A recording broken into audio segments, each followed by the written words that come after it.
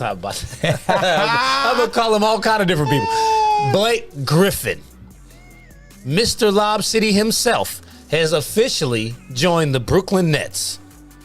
So, moving forward, coming out of Detroit, is this new Big Four poised for a title run? Yes. I'm going to say yes. And Blake, I'm so happy for you, Blake. You finally are in a situation where you could be happy. Okay? You're in a situation where you don't have to be the guy. I'm with that. If you have these little nagging injuries, which we know there's been a lot of injuries with him. I'm not saying he's going to be the guy he was in 2018, 2019 when he was averaging 24 points a game, still putting up big numbers. He don't have to be that guy.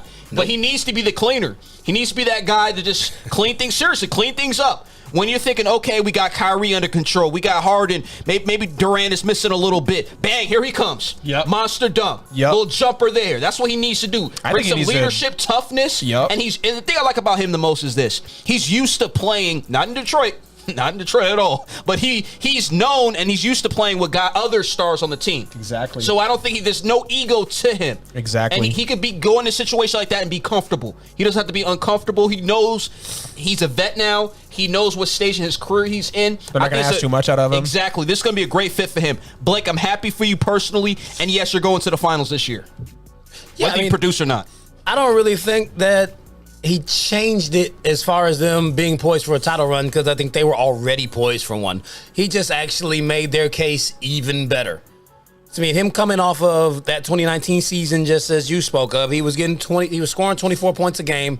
He's going to come into here now with a lineup that's just a straight killer. I mean, Kevin Durant, James Harden, Kyrie Irving, Joe Harris, and his old teammate DeAndre Jordan. So I know they got a relationship already. Yes, we're going to see some craziness out of the two of them. He'll come in. I mean, DeAndre might actually play better with him there just because he knows that's his guy. Now they finally have a chance to get over that hump because they couldn't do it when they were with the Clippers. I mean, Lob City had a lineup that seemed like it rivaled it, but they had a lot of role players and not killers like Durant, Harden, and Kyrie. Exactly. Nobody on Lob City was capable of 50 at any given moment. Right. I mean, this team is different.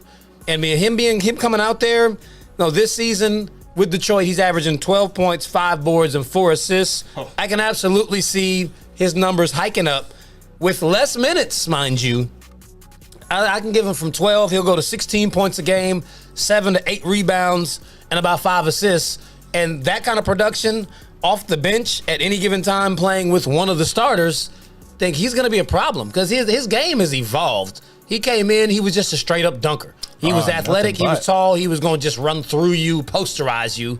He developed a little shot. He can get the shot off the bank. Now he's actually got some handles, and he's like a mid-range player now. Absolutely. So he's a whole different guy, and he's very, especially if he's not being tasked with carrying a team. Oh, yeah. He's the only guy in Detroit. He was actually being asked at this stage in his career to carry an entire basketball team. This is a perfect situation for Blake. It's like we're going to see a brand new Blake Griffin, and now KD can just keep sitting. However long you need to sit for that Achilles, just chill out. They don't need you right now. When he comes back, it's going to be curtains. Please, can I add this real quickly? And here's the thing about Blake Griffin, man. It's him and Jordan, their hunger to finally get to a championship and win a championship, and James Harden as well, too. I think they're all going to bond over that. So I co-sign with you, man. I am so happy about this Nets team. And look at the teams that missed out. The Lakers, the Clippers again, 2.0, they missed out. Let's keep it real, too. The Bucks, and we have our arguments about the Bucks. The Bucks could have used that scoring. The Bucks could have used a scoring. They could have used a vet like him because Blake Griffin mentally is getting better. I think mentally is getting better. A team like the Bucks, they could have used a presence like him in the locker room. They could have used that. Yeah, just like I was telling you on the way here. I keep wanting to call them New Jersey. I can't get them out of my head. The Brooklyn Nets are turning into what the Lakers were last year, where it's a destination. They're like, oh, this team has what it takes. I'm going to come out here. Don't even worried about the contract. Everyone wants to go there because they can see it. That's why they chose them over all the other teams that seem to be contenders. They're like, oh, they got a formula. Yeah. And they actually have a viable role, which is not too cumbersome. If he had gone to the Lakers, they'd be expecting him to actually replace AD until he's able to come back. and that would be asking too much. Do you think Fees, as a Laker fan, is Drummond on the way? Does that need to happen for them to be able to keep up with the Nets? They need Drummond. Drummond is also going to go to the Nets. You think so too? Lakers can't let that happen. It's not about He's going to go to the Nets the too. Lakers, they got to be aggressive with that, Fees, is what I'm saying. I mean, the Marc Gasol move clearly didn't pan out as expected. No one thought that he was just that far gone. He needs to get in shape. These guys need to stop eating so much. Yeah. So you get old. They get well into the career, think they're veterans, they're just going to stay that way. Seriously, I think I'm not trying to go off top. I think Marc Gasol, man, he can do something if he can get in shape. You can't move. You got to be able to move a little bit. Right. I mean, Seriously. Can they just swap brothers? We need Powell back. Yeah. He might be in shape, better shape than him. Seriously. He's got a better skill set. Even if he's not in shape, you can't cover him like that. He'll get you some buckets. Yeah. Powell's money. But yeah, man. And Drummond, he's going to the Nets too. I know they were talking about Boogie. No way Boogie's going back to play with James Harden. I mean, outside of the fact that Boogie ain't got nothing left. Right. Boogie was with Houston when James Harden said the team was trash and he can't win with them. And Boogie, that's already out there. Boogie has a massive ego. There's no way he's cool with that. Right. He's not going to go there. So, I mean, everybody's going to go to the Brooklyn Nets. Nets are definitely looking great, man. You look at Blake Griffin's quote going to, my only goal is to help win a championship. Some years it's more realistic than others, but that's why I came to Brooklyn.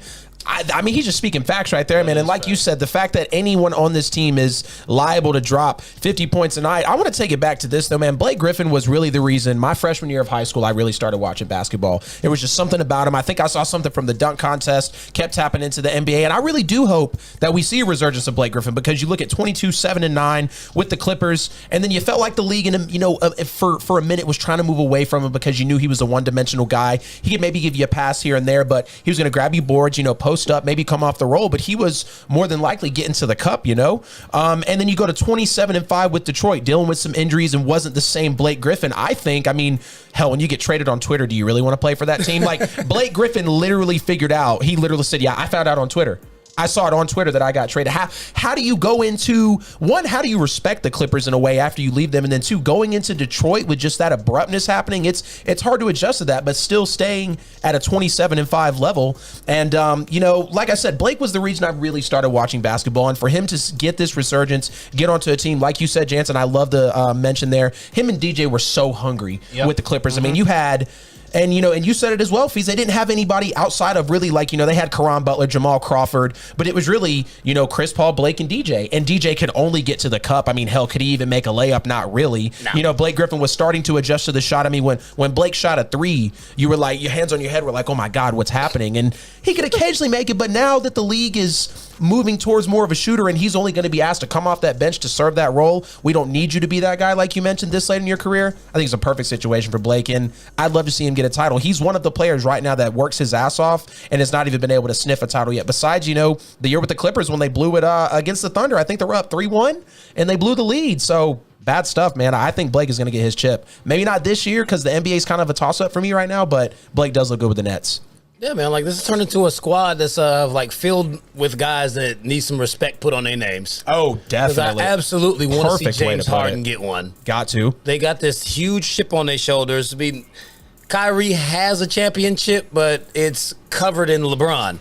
I feel the same way about KD. He wants one without LeBron. KD needs one. Well, KD did win a Finals MVP, right? Yeah. He got both Finals MVP. Right. I mean, 3 is... KD is the only interesting case here where the narrative on him about going to the super team in Golden State that didn't need him actually isn't going to change, because this is also a comparable super team to that team. So they're going to be any different. But at this point, you can at least say that KD actually finally went somewhere where he could be the guy. Like, yeah, Kyrie was there and DJ was there, but they, KD out of the injury had the brand, the comeback. I'm coming back out. Some people were talking about MVP Durant going to Brooklyn in such a big city like that where the media is heavy. That was the spotlight that he needed. So I think KD being here, it is that hurdle in his career that he's finally gotten over, because, in OKC, it was, Westbrook and Durant. We weren't really sure. Then, over to Golden State and with all the embarrassment of riches. And the same thing here with the Nets. But I think him getting there, and I feel like this is Durant's team for sure. And there's other pieces around him, and I guess you could go a couple of ways with it, but I think this is KD's team. And if he gets over this hump, then maybe it'll shut down a couple narratives that we had for him earlier in his career. Yeah, I mean, it's not as bad as the Golden State thing. Since Golden State already had a championship. They won 73 games prior to him arriving, and they beat him in the playoffs before he went there. Right. So it's nowhere near as bad. But with the wealth of weapons that are around him,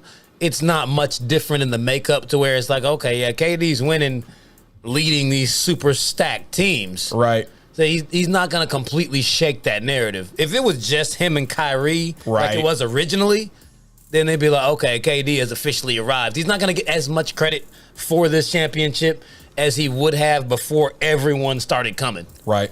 I just feel like, man, the KD thing, and even for us to even have a conversation about narrative, people are acting like he didn't go to that team and was the alpha dog on that team. All KD did, Golden State, all KD did was pull a better LeBron. In my opinion, dude, I love LeBron James, but KD did a smarter move. That was a smart move. He went there, he was the man, and they were the reason they're winning championships. And it's a lot of LeBron media guys. You feel me? I be having arguments with these guys. Nah, he pulled a smarter move. And even the Nets, what are they doing? They're putting the best piece around. They're building the best team. All these narratives, oh, well, he got to win. Nah, you got to build the best team possible and say, man up and beat this team. And that's what the Lakers are going to have to do. Because right now the edge is to the Nets. I don't think KD has anything to prove. You saw what he did in the finals. You saw what they did when his behind wasn't in the finals. They ended up losing. I mean, both of them essentially did the same thing. So Durant made LeBron went over to L.A. and pulled in an injury-prone superstar in Anthony Davis. Okay. I'm talking about the Gotcha. I was about to say, I know he you pulled were going up. there with it. I was like, a better one than LeBron going to Golden State. So I was happy I cleared it up. Yeah. I was like, whoa. No, you know what I mean. Whoa. I didn't for a second, man. That's why I'm glad y'all cleared it up.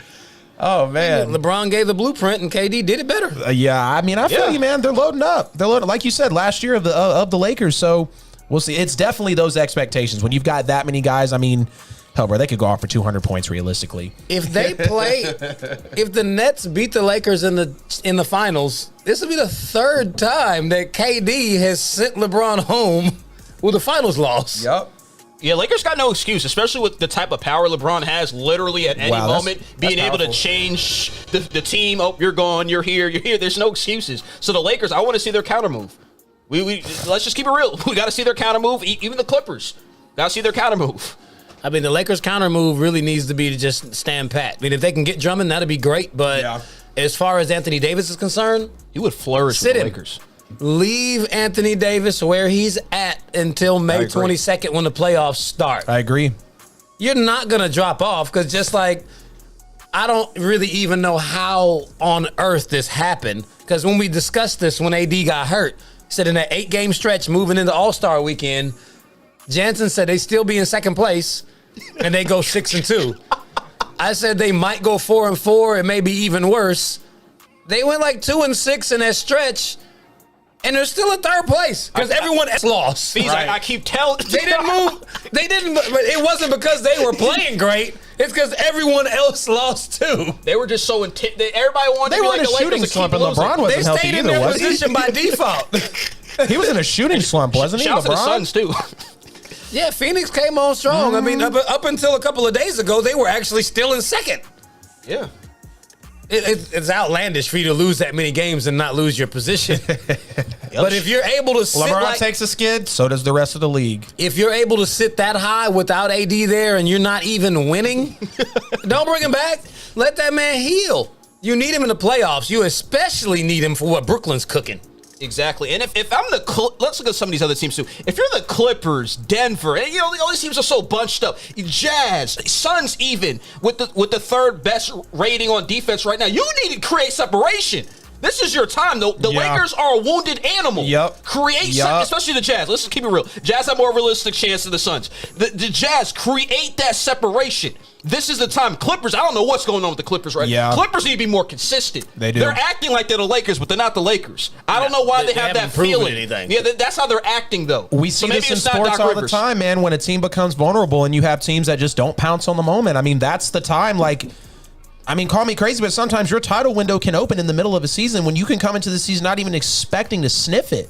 I mean, when certain things fall your way. So I agree with you, Jansen. They need to make some separation, especially with the way that they're feeling right now. I'm totally there with you, bro. That's why I respect the Suns the most. You know why? Because they already know it's going to come. That slump is going to come for the Suns. But they're going to put themselves up there. Right. So when that slump hits, we're going to get ahead of it. Right. 6, 7, 8. That's where the Suns are going to end up. They keep doing what they're doing. Shout out to the Suns. Hey, they're Suns fans.